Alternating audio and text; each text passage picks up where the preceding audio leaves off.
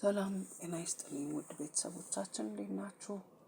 እንኳን ወደ ስማርት ቲዩብ በሰላም መጣችሁ እላለሁ። እንግዲህ ዛሬ ቆንጆ የሆነ ቆስጣ አብረን ጠብሰን እናያለን ማለት ነው።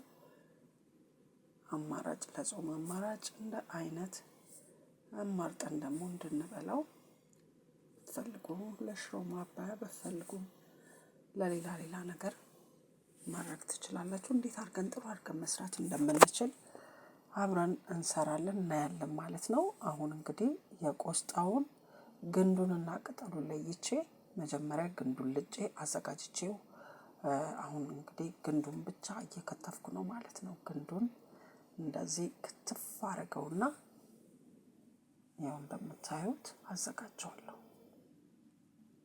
መጀመሪያ ታዲያ ግንዱን መላጥ ይኖርብኛል ማለት ነው። እልጠዋለሁ እያንዳንዱን፣ ምክንያቱም ቆሻሻ የሚያርፍበትን ቦታ ምናምን ማለት ነው። እሱን ላጥ አደርገውና ነው የማዘጋጀው የቆራረጥኩ ጫፍና ጫፉን።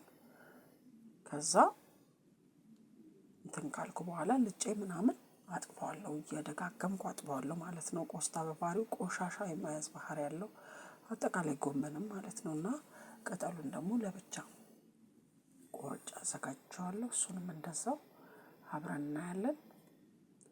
እንግዲህ ብዙ ጊዜ ሁላችንም በየቤታችን ለራሳችን አሰራር እንሰራለን። አሁን ግንዱን ከታትፍ ያለሁን በእርግጥ በየመሃሉ ያሉትን ግንዶች አላወጣቸውም። እንግዲህ ላይክ፣ ሰብስክራይብ እና የደውል ምልክቷን መጫን ደግሞ አትርሱ። አበረታቱን። ሁልጊዜ ከኛ ጋር መሆናችሁን አሳዩን ነው የምለው።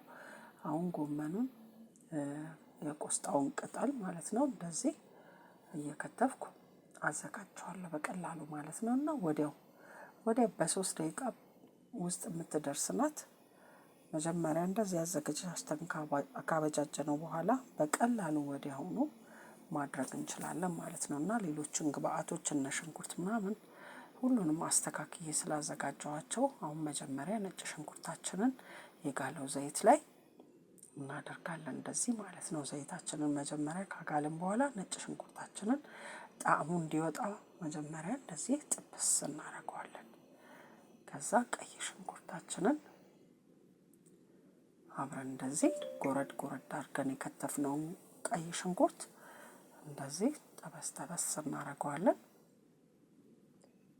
በጣም ልዩ ምርጥ የሆነ በእውነት ነው የምላችሁ፣ ጣዕሙ ሁሉ ነገር ልዩ ነበር። በእውነት ነው የምላችሁ።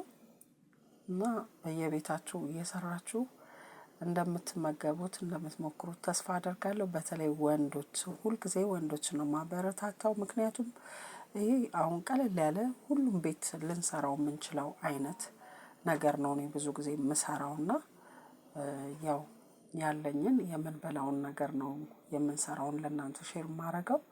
ስለዚህ ይሄንን ማንም በየቤቱ ይሰራዋል ብዬ አስባለሁ። እና እንደዚህ ግንዱን ጥብስ ቶሎ ስለማይበስልና እኩል ስለማይበስል ነው መጀመሪያ ግንዱን እንግዲህ ከሽንኩርቱ ጋር አብረን እንደዚህ ጥብስ እናደርገዋለን። እንግዲህ ቆስጣ ብዙ ሰዓት አይችልም በባህሪው። ያው ግንዱ ትንሽ ወፈር ያለና ውሃ ስለሚይዝ እሱን ነው ትንሽ ማብሰል የሚኖርብን። ከዛ ውጭ ቅጠሉ ወዲያውኑ እንደገባ የማሟሸሽ ባህሪ ያለው፣ ስለዛ ነው ተራ በተራ ማድረግ የሚኖርብን ማለት ነው። እንግዲህ አሁን እንደዚህ አሁን በሰል ብሎልኛል እንደምታዩት። አሁን ቅጠሉን እንደዚህ አስገባዋለሁ ማለት ነው። እና ለጤናም ተስማሚ ፋይበር ነው። በዛ ላይ ብዙ ጊዜ ብንለምደው ሁሌም ምግባችን ውስጥ ቢኖር ለእድገት ለተለያየ ነገር ለሰውነታችን ጤንነት በጣም ይጠቅመናልና ስለዛ ብንጠቀምበት እላለሁኝ። እንግዲህ ይግባ ባላቅም ከውጭ ድምጾች ይመጣሉ። ስለሱ ደግሞ ይቅርታ እንጠይቃለን። የክላሲካል ሙዚቃ ይሁን ምን እንደሆነ አላቅም፣ ብቻ ይመጣል የሙዚቃ ድምጽ ይሰማኛል። እንግዲህ ካለበለዚያ ዩቲዩብም እንዳይዘን ነው የምፈራው። እስቲ እግዚአብሔር ያውቃል። ለማንኛውም አሁን እንደዚህ እየበሰለልን ነው ማለት ነው።